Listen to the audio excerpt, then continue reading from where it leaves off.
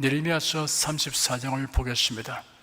1절에서 6절까지 함께 읽겠습니다. 바벨론 왕 느부갓네살과 그 모든 군대와 그 통치하에 있는 땅의 모든 나라와 모든 백성이 예루살렘과 그 모든 성읍을 칠 때 말씀이 여호와께로서 예레미야에게 임하니라. 가라사대 이스라엘 하나님 나 여호와가 이같이 말하노라. 너는 가서 유다 왕 시드기야에게 구하여 이르기를 여호와의 말씀에 보라, 내가 이 성을 바벨론 왕의 손에 붙이리니 그가 이 성을 불사를 것이라. 네가 그 손에서 벗어나지 못하고 반드시 사로잡혀 그 손에 붙임을 입고 네 눈은 바벨론 왕의 눈을 볼 것이며 그 입은 네 입을 마주 대하여 말할 것이요 너는 바벨론으로 가리라. 그러나 유다 왕 시드기야여, 나 여호와의 말을 들으라. 나 여호와가 네게 대하여 이같이 말하노라. 네가 칼에 죽지 아니하고 평안히 죽을 것이며 사람이 너보다 먼저 있은 네 열조 선왕에게 분향하던 일대로 네게 분향하며 너를 위하여 애통하기를 슬프다 주여 하리니 이런 내가 말하였음이니라. 여호와의 말이니라. 선지자 예레미야가 이 모든 말씀을 예루살렘에서 유다 왕 시드기야에게 고하니라. 유다 나라의 시드기야 왕은 예루살렘이 멸망하지 않는다는 거짓 선지자들의 말과 애국의 도움을 받게 될 것을 기대하고 믿었습니다. 그래야 예루살렘의 멸망을 경고하는 선지자 예레미야를 잡아 가두었습니다. 이러한 왕을 향하여 예레미야는 하나님이 주신 경고의 메시지를 거듭 선포하였습니다. 예루살렘은 함락되고 시드기야 왕은 포로되어 바벨론의 느부갓네살 왕 앞에 끌려갈 것을 예언하였습니다. 하지만 유다 왕은 죽임을 당하지는 않고 천수를 누리다가 죽을 것이고 그 이후 선대의 왕과 같은 전례대로 장례식이 치러질 것이라고 하였습니다. 예레미야는 하나님의 말씀을 조금도 가감없이 그대로 전하였습니다. 정말 쉬운 일이 아니었습니다. 백성들이 거부 반응을 볼 뿐 아니라 왕이 노하여 그를 잡아 가두었기 때문입니다. 예레미야의 예언은 자신의 생각에서 나온 것이 아닙니다. 하나님이 주신 계시입니다. 그러므로 참된 선지자인 예레미야는 하나님 말씀을 그대로 전하였습니다. 복음은 사람의 두뇌에서 나온 것이 아닙니다. 하나님이 주셨고 성경에 기록되었습니다. 그러므로 복음을 전하는 사람은 반드시 성경대로 전해야 합니다. 7절 한 절을 함께 읽겠습니다. 때에 바벨론 왕의 군대가 예루살렘과 유다의 남은 모든 성을 쳤으니 곧 라기스와 아세가라 유다의 경관 성읍 중에 이것들만 남았음이더라. 유다의 성읍들은 파죽지세로 밀려드는 바벨론 군대에게 허무하게 무너졌습니다. 심지어 가장 경관 요새인 라기스와 아세가도 함락되었습니다. 바벨론 군대가 강해서가 아니라 하나님이 그렇게 되리라고 하셨기 때문입니다. 하나님이 작정하신 일을 사람의 힘으로 막으려는 것은 손바닥으로 혀를 가리려고 하는 것이나 다름없습니다. 8절, 9절 두 절을 함께 읽겠습니다.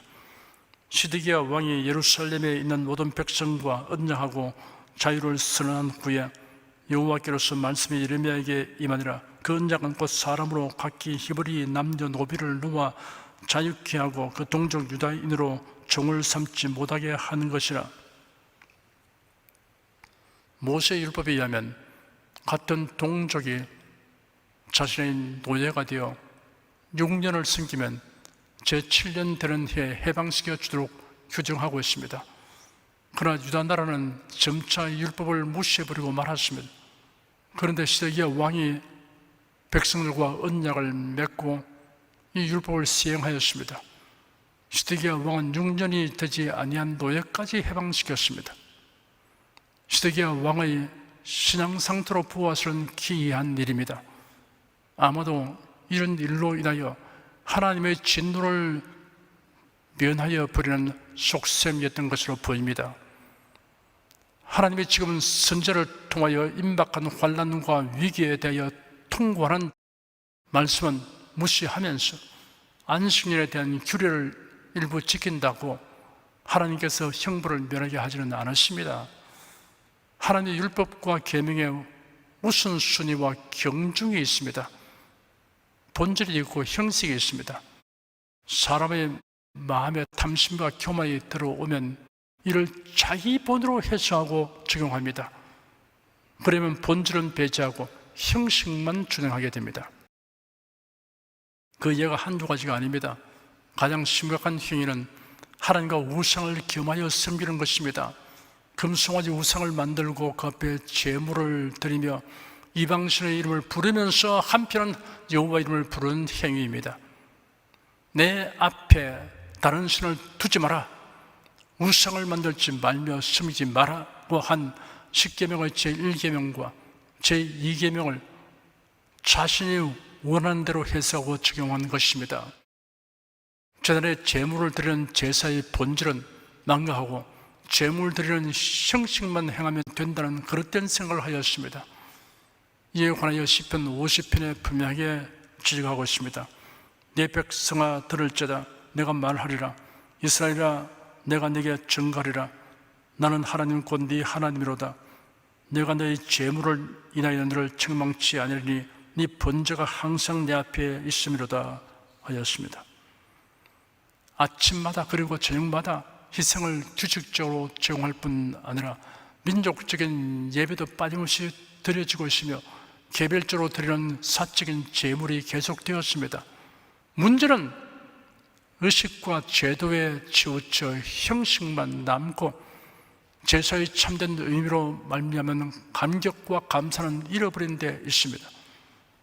몸은 교회당에 있으나 마음은 콩밭에 있는 사람이 있습니다. 뉴 잉글랜드 교회 고래잡이 배의 선장이 예배를 드리러 나왔습니다. 예배가 끝난 후 한 동료 교인이 그 선장에게 물었습니다. 선장님, 오늘 예배 어땠습니까? 그랬더니 그 선장은 머리를 긁적이며 이렇게 대답하는 것이었습니다. 글쎄요, 전 아무것도 느낀 게 없네요. 요즘 통고래가 잡히질 않았어. 찬송을 부르고 목사님이 설교를 하는 동안에도 줄곧 어디로 가면 고래를 때문에 잡을 수 있을까 고민하고 있었거든요. 내가 네 집에서 수수나 네 우리에서 순념소를 주지 아니하리니 이는 살림의 짐승들과 천사의 생축이 다 내 것이며 산의 새들도 나의 아는 것이며 들의 짐승도 내 것이므로다. 내가 가령 줄여도 네게 이르지 않을 것은 세계와 그게 충만한 것이 내 것이므로다. 내가 수소의 고기를 먹으며 염소의 피를 마시겠느냐 하였습니다. 하나님께서 제물을 먹는다고 생각하는 미신적 생각으로 드리는 제사를 하였습니다. 모든 희생 제물과 예법은 그 모두가 예수 그리스도의 십자가의 희생, 대속의 모형이며 그림자입니다. 제물을 드리는 제사는 우리 죄를 대속하시는 구세주에 대한 믿음이 본질입니다. 그러므로 구세주의 대속에 대한 믿음과 감사는 없고 제물 드리는 제사 의식의 형식에 치우치면 마치 하나님이 제물을 먹고 그 피를 마시는 것으로 오해하게 되는 것입니다. 이런 제사는 실속 없는 위선적 종교 행위에 지나지 않습니다. 예수께서 서기관과 바리새인들에게 지적하신 위선적 행위들이 있습니다. 화 있을진저 외식하는 서기관들과 바리새인들이여, 너희가 박하와 회양과 근처의 11조를 드리되 율법에 더 중한 바 의와 인과 신은 버려도다. 그러나 이것도 행하고 저것도 버리지 말아야 할지니라 하였습니다. 서기관과 바리새인들은 율법과 유대교의 전통을 지키는 데 열성을 다했지만 율법의 근본 정신은 망각하고 다만 그 형식을 지키는 데 불과했던 것입니다. 예수께서 바리새인들이 11조를 철저하게 드린 것을 예로 들었습니다. 그 당시 박하와 건차와 회양은 양념이나 약재로 쓰기 위해 가정에서 소량을 재배했는데 바리새인들은 그런 사소한 것에까지 철저하게 11조를 드렸습니다. 이러한 열심을 주님께서 문제 삼는 것이 아닙니다. 그러나 이것도 행하고 저것도 버리지 말아야 할지라는 말씀을 덧붙임으로써 오해의 소지가 없도록 하셨습니다. 율법의 더 중요한 바 의와 인과 신을 버렸다는 것을 지적하셨습니다. 이 말씀은 우리의 신앙생활 전반에 걸친 대원칙입니다. 의와 인과 신은 우리의 대인관계, 이웃관계에서 언제나 있어야 할 요소이며 적용되어야 할 원칙입니다. 의로움과 긍휼함과 믿음을 우리가 먼저 예수 안에서 체험해야 하며 그 후에 이웃과의 관계에서나 하나님과의 관계에서 적용하고 실천되어야 합니다. 예수께서 바리새인들의 실수 없는 율법 행위를 지적하셨습니다. 저희 모든 행위를 사람에게 보이고자 하여 하나니 꼭 그 차는 경문을 넓게 하며 옷수를 크게 한다고 하였습니다. 바리새인들은 사람들에게 과시하려고 온갖 기발한 행동을 했습니다. 그 차는 경문을 넓게 하였습니다. 경문이란 모세 율법 중에 출애굽기 13장 1절에서 10절, 11절에서 16절, 그리고 신명기 6장 4절에서 9절, 11장 13절에서 21절 등의 네 부분을 작고 긴 양피지 초록에 기록하여 그것을 작은 상자 속에 복에 넣은 것입니다. 유대인들은 이것으로 네 손의 기호와 네 미간의 표를 삼으라는 말씀에 근거하여 그 경문을 이마와 왼팔에 가죽끈으로 고정하여 틈나는 대로 보면서 경건에 힘썼습니다. 이마는 기억하는 것을 의미하고 손은 일하는 것을 의미합니다. 하나님의 말씀을 항상 기억하고 그 말씀에 합당하게 일하라는 것이 그 말씀의 본질이며 참뜻입니다. 그런데 그 순수한 목적은 경홀히 하고 어찌하는지 경건하게 보이려고 하여 그 경문이 사람들의 눈에 잘 보이도록 넓게 만들었습니다. 그 옷수를 크게 한다고 하였습니다. 옷수는 민수기 15장 37절에서 40절의 말씀에 의하여 흰색과 청색 실로 짠 부속물인데 이를 겉옷의 가장자리에 매달았습니다. 이 역시 우리가 늘 명심하여 지켜 행하도록 하기 위한 목적으로 하나님이 지시하신 것입니다. 그런데 본래의 목적은 무시해버리고 옷수를 크게 하여 과시하는 데만 힘썼습니다. 너희는 가로되 사람이 아비에게나 어미에게나 말하기를 내가 드려 유익하게 할 것이 고로반 곧 하나님께 드림이 되었다고 하기만 하면 그만이라 하고 제 아비나 어미에게 다시 아무 것이라도 하여 드리기를 허하지 아니하여 너희의 전한 유전으로 하나님의 말씀을 피하며 또 이 같은 일을 많이 행하느니라 라고 지적하셨습니다. 고르반은 파괴할 수 없는 맹세로 하나님께 바쳐진 어떤 물건을 가리킵니다. 레위기와 민수기에 기록되어 있는 율법입니다.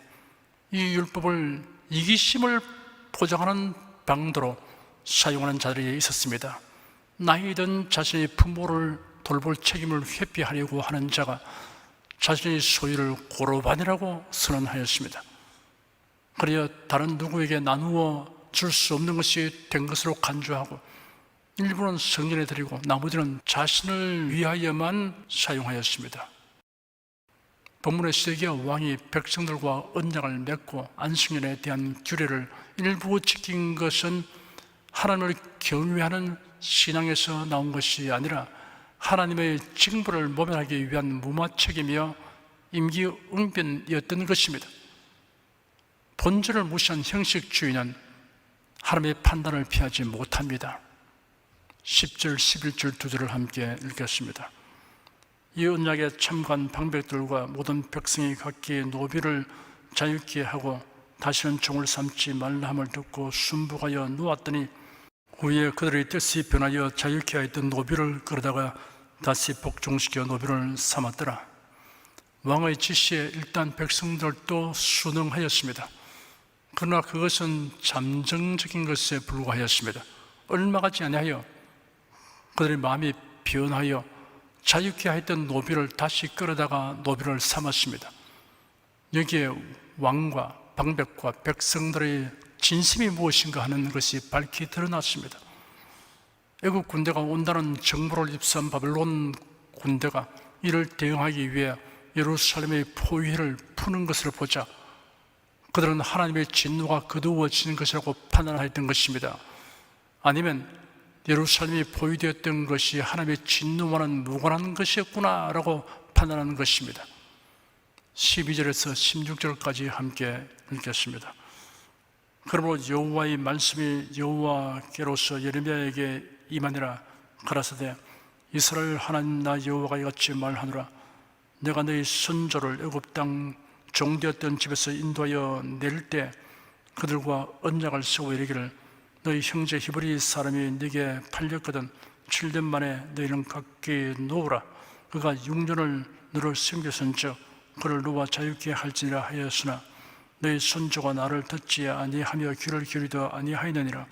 그러나 너희는 이제 돌이켜 내 목전에 정당히 행하여 각기 이웃에게 자유를 선언하되 내 이름으로 기름을 받는 집에서 내 앞에서 언약을 세우거늘 너희가 뜻을 변하여 내 이름을 더럽히고 각기 누워 그들의 마음대로 자유케 하였던 노비를 끌어다가 다시 너에게 복종시켜서 너희 노비를 삼아도다. 하나님께서 이러한 그들의 소유에 대하여 예레미야 선지자를 통하여 꾸짖었습니다. 옛날 그들의 선조들은 애굽에서 종살이 하였습니다. 하나님께서 모세를 보내어 그들을 구원하여 종된 데서 자유케 하셨습니다. 지긋지긋한 노예 생활을 경험한 그들에게 하나님은 동족을 노예로 삼지 않도록 명령하시던 것입니다.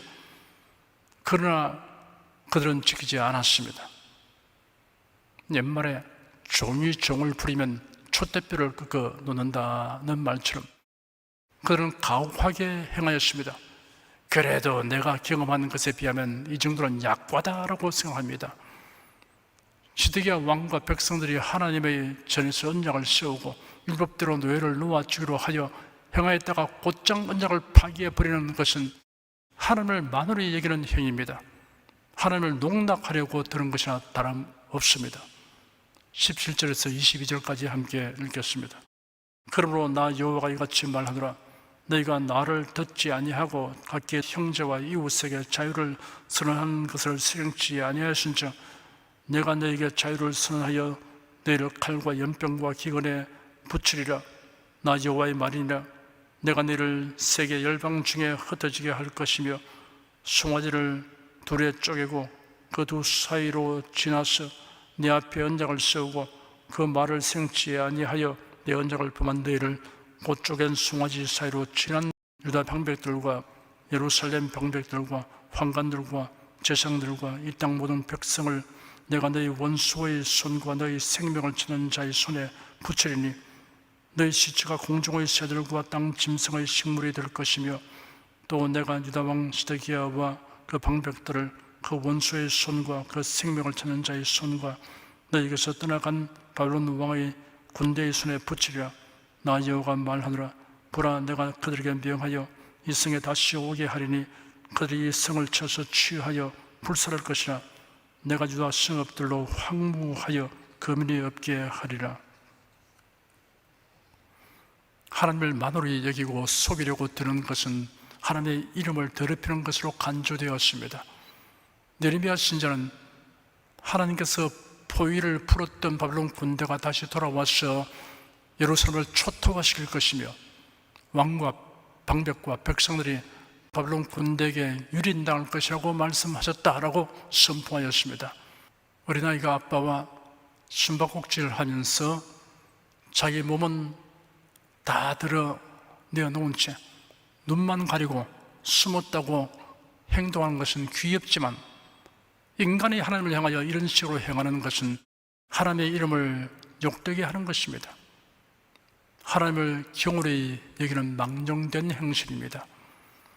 하나님을 향하여 성실하게 행하는 자를 하나님께서 귀중히 여기십니다. 기도하겠습니다.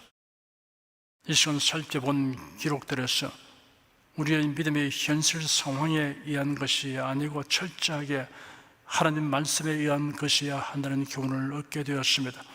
상황은 수시로 변화해도 하나님의 말씀은 영원히 변치 아니한다는 믿음을 굳게 가지고 요동치 않도록 성령님 우리를 붙드시고 주장하여 주시옵소서.